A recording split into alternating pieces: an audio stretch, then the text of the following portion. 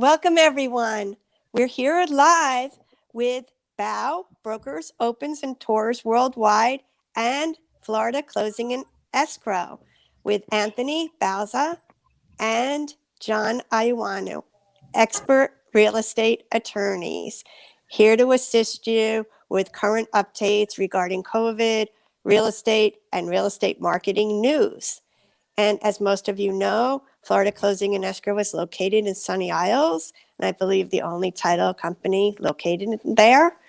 And they're paperless, wireless, remote, digital, and have most languages and can assist with closings from contract to closing with first-time home buyers, answering questions, legal experts, and our expert team.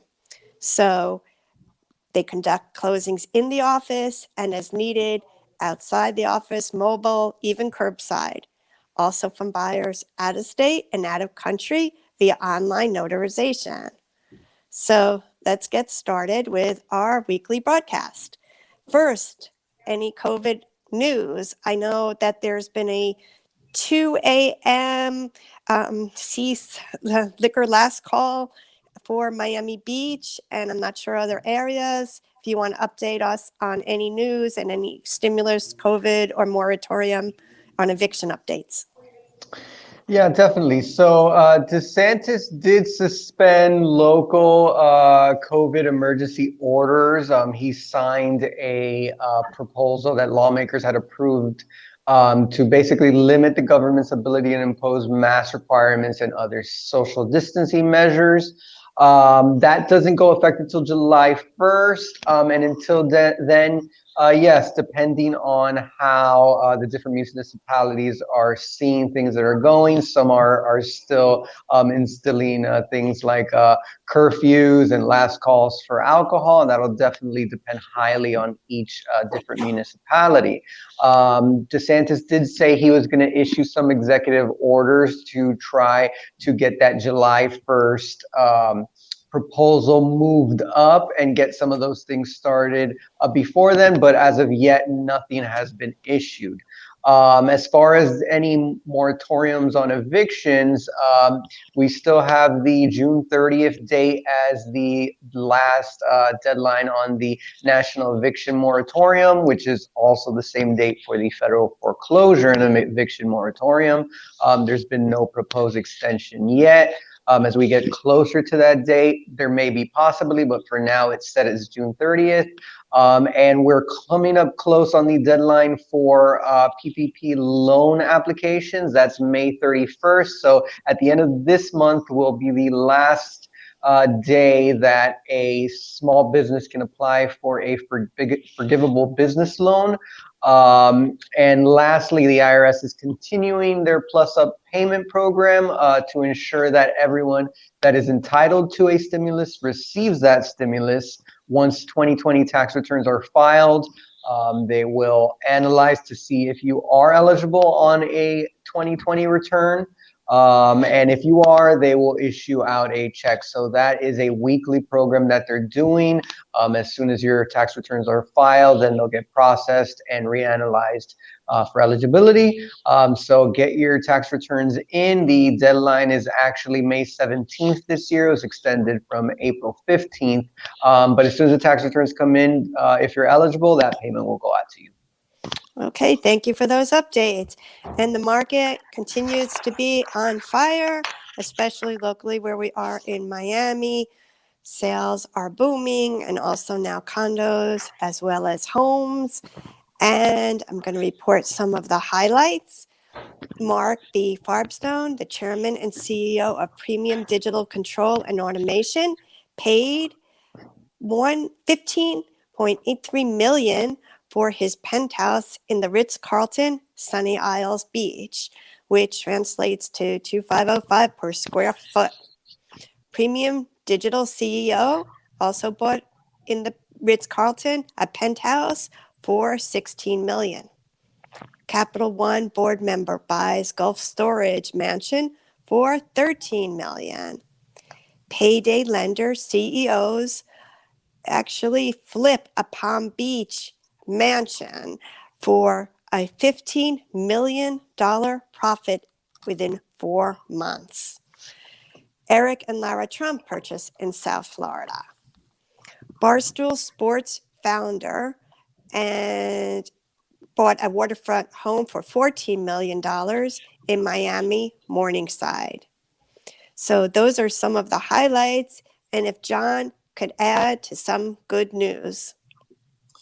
Yeah, sure. As the home prices continue to increase across the country, the latest report showed a 12% annual gain in February.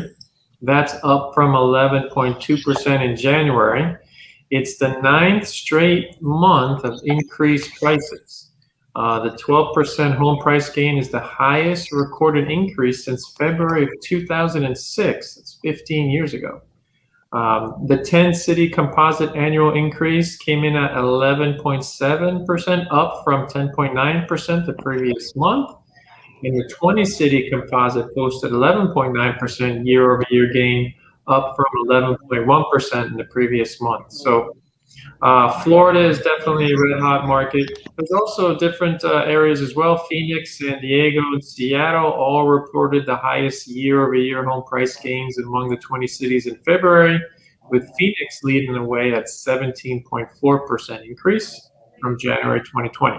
San Diego showed 17% increase, in Seattle 15.4%. So it's still a red hot real estate market.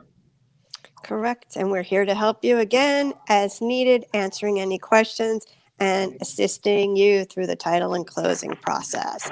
And we have great tools as well, which we will mention. But first, Anthony, if you're buying a home during COVID-19, I know there are some cautions, especially for the first-time home buyers. I know it's a little bit of a pricey market, but there is more urgency now because of the pandemic and with the children at, many of them homeschooling and other reasons. So what can you tell us about some instructions or tips for buying a home now? So first-time home buyers are definitely struggling. The pandemic has made their need more urgent. But for example, starter home in the $150,000 to $220,000 range, one prospective buyer found about 25 listings that interested her. 10 were gone before they could even make an appointment to view them, and the others were snapped right up within hours of visiting an open house. The number of homes sold nationally in the 100 to 250,000 range has fallen by 11%. And the less than 100,000 price range, the percentage of homes sold dropped by 26%. However, we are seeing the trend of homes sold for more than 1 million actually rose by 81%. And this definitely tells a tale of two very different Americas. In the red hot pandemic market, prices have risen across the board, but we're seeing now this divergence, and it's wealthier Americans who are buying up the pricier, larger properties that have the amenities that everybody has been seeking throughout the pandemic: the big kitchen, large master bath, basically the classic grand house with the amenities that they're looking for, such as a remote office, a remote room for remote learning for children, in-home gym. They want move-in ready homes, basically. And lower price homes have actually been decreasing, and it tells a story about the economics. The decline in these sales is not due to a lack of demand, because there is the overwhelming demand, but rather it's the combination of the low inventory and the increasing prices caused by a fierce competition. So although many first-time home buyers are eager to get in for the first time due to historically low rates, they're being pushed out by wealthier individuals able to either offer more or offer all cash, whereas the first-time home buyers are struggling to, for example, to come up with down payments and extra cash that they just cannot come up with. So definitely we're on pace to have another boom throughout 2021. The run-up of prices will definitely hurt the first-time home buyers, as the affordability is definitely taking a toll on them. And also there is just a shortage. Lumber prices, for example, are causing prices to increase as well. We've seen a slight uptick in the interest rates, but they're still near their all-time lows. So we're still at 2.97% for a 30-year fixed, which is lower than, at least 2 percentage points lower than in November 2018.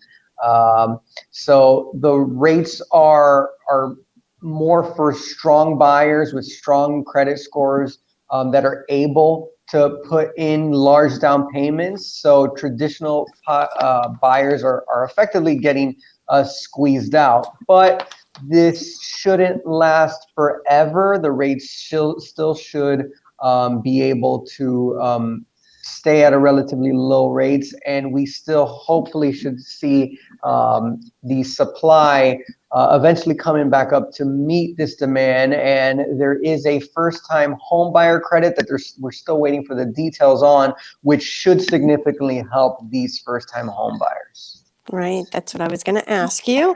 And also suggestions that we've discussed in prior broadcasts are perhaps waiving contingencies when able, including the inspection, although that comes with some risk, offering cash when able, or looking at homes in lesser price ranges and then bidding up to get the property.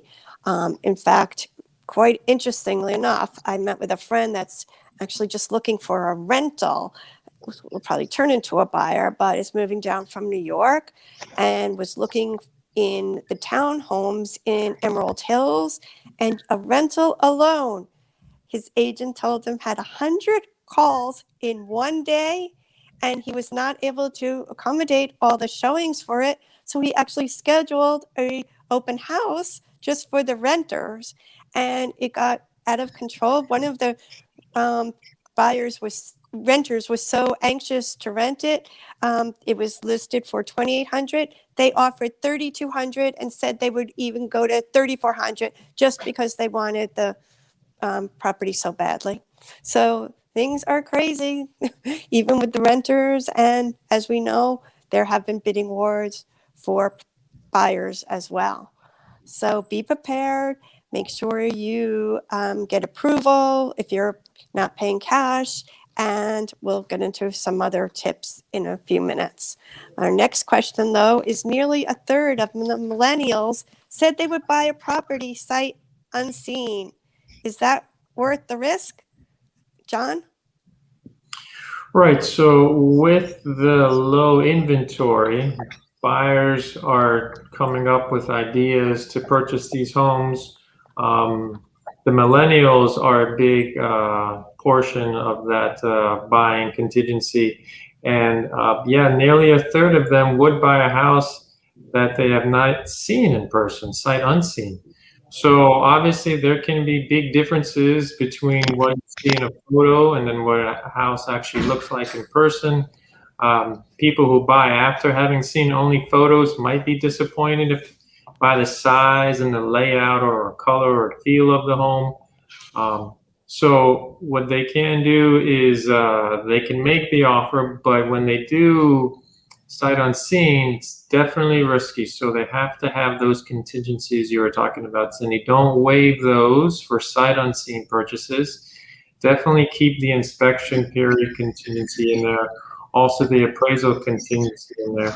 That way, if something big or bad does happen, they have an out and are not stuck with the home that they did not want. Okay. And also we suggest some of the tools such as Bow. You can do a tour that's live or virtual of the property without having to, be on the property itself. So we suggest that is one solution. that you can actually also do a 3D tour of the property. So there are tools to help when you're not able to see the property before purchase. So you could contact me for those details and tools. Again, we have associates that specialize in the 3D tours. We also have an associate that's going to be launching a great digital dashboard tool, and it's with smart digital advertising on either Google, LinkedIn, social media, and eventually TikTok and all the platforms. And it's in 3 simple steps where you'll be able to choose a campaign, select the template, and then schedule your budget. And then AI, or artificial intelligence, will take over for the campaign to get you more leads, buyers, and sellers. And you'll be able to get the leads as well as monitor the results via how many phone calls you get, how many clicks you get, and how many engagements and impressions there are. So this tool will be launching probably in the next, by July the latest, but I'll keep you informed. Okay, so that leads us to the next question. Summer marketing tips to stand out from the crowd. So Anthony, if you could fill us into some approaches that can help you stand out with some smart online marketing, personalization, and more.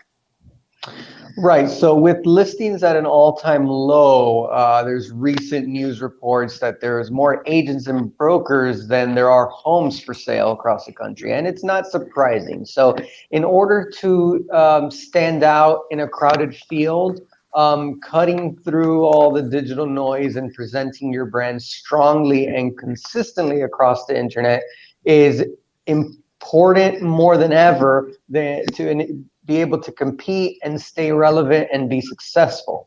You could always definitely benefit by going back to basics and seeing where you can improve your everyday activities, along with tools and resources that you can use to boost your lead generation and be able to find listings.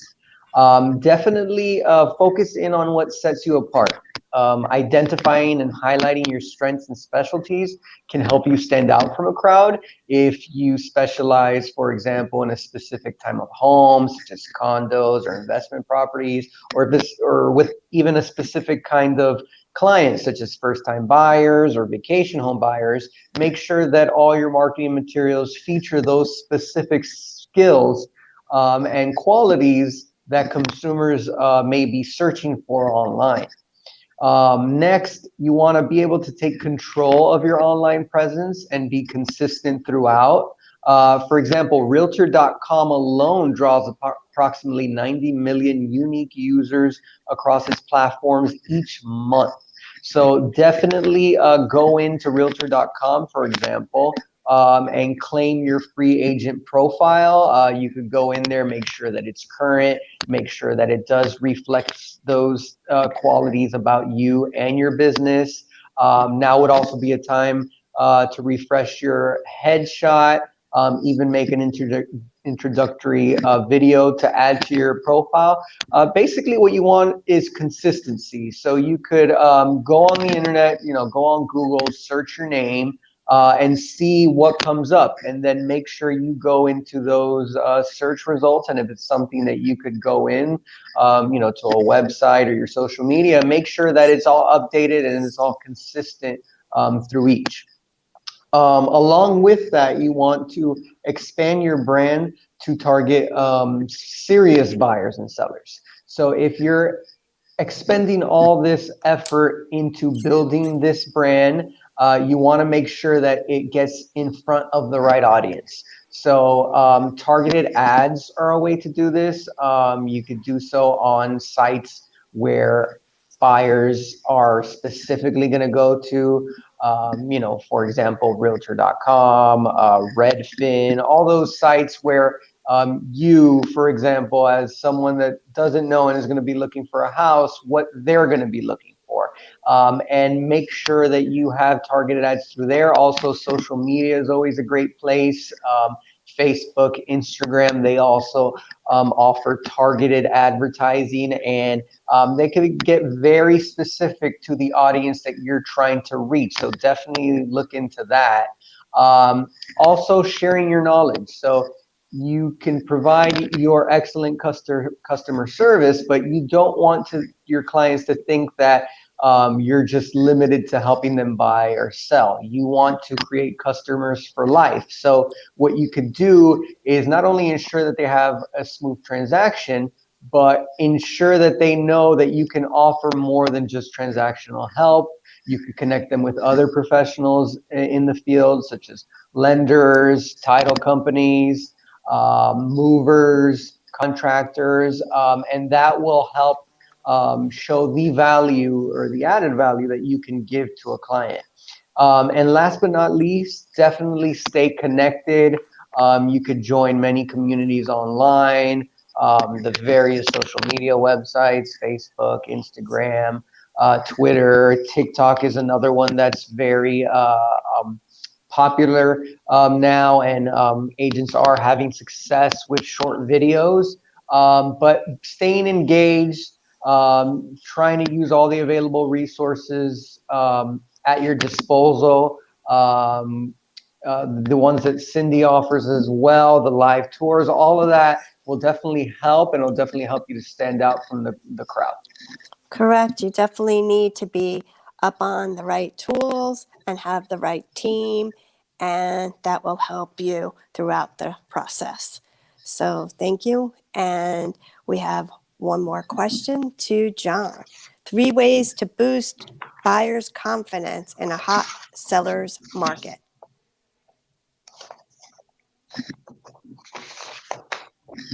Yeah, so we're definitely in a seller's market here. It's competitive market. So one idea is just to make sure to educate your client. First and foremost, being informed is the key to confidence. The real estate is a very highly local market, so it's crucial to make sure your clients understand what's happening in that particular market that they're investing in. So the best thing to do is maybe provide a full download of the markets in the area that they're looking at and explain their recent trends. As Anthony said, are they in an area where the prices are lower, or in the middle range, on the higher end? Depending on what they're looking for, provide them the market analysis so they're aware of what's going on in the market. Number 2 is timing. Be sure your clients have the time to dedicate to staying up to date with this ever-changing market.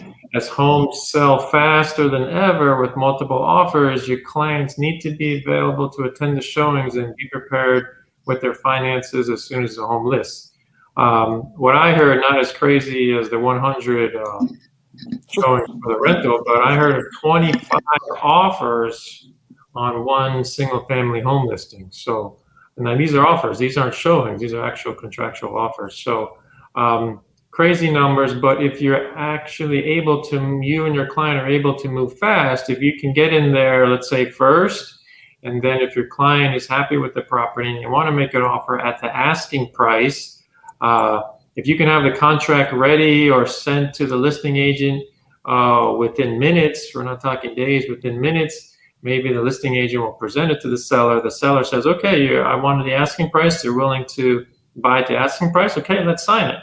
So that's best case scenario. I've heard that recently happen. And the following day, we were told that after the contract was signed, the listing agent got about 8 or 10 written offers as well. So if you can move quickly, that's a huge advantage to you and your buyers.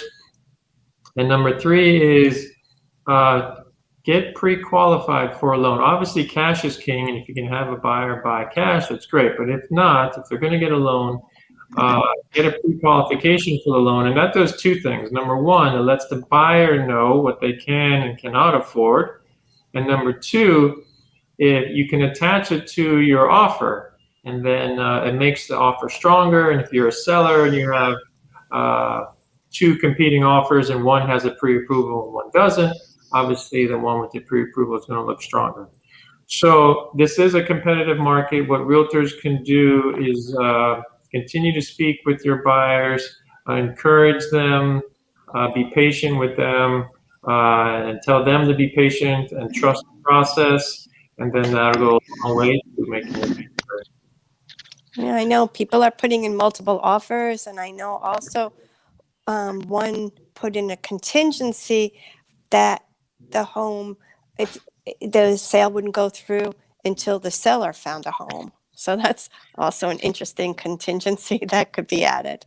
Yeah, that's a post-closing occupancy addendum. And then what recently happened on that issue is the buyer agreed to allow the seller 210 days Oh to boy. stay in the property, basically to the end of the year. So whatever you can do to make the offer stronger, consider it. And a post-closing occupancy is definitely a good idea if possible. Right, so we're here to help structure deals to close and help you with the marketing tips and tools. Anxiously awaiting for the digital dashboard all-in-one platform to launch. Hopefully it'll be June or the latest July, but there are some pre-launch specials and there'll be a beta launch and a demo as soon as possible and a VIP opening and preview of it. And we'll do a broadcast for that as well. So Florida Closing and Escrow, 1-800-FL-CLOSE, floridaclosing.com, and bowlive.net. We're here to assist you and look forward to much success ahead. Even throughout the summer, the market looks like it will remain very strong. So thank you for joining us, and we'll see you again next week. And stay safe and healthy. Thank you.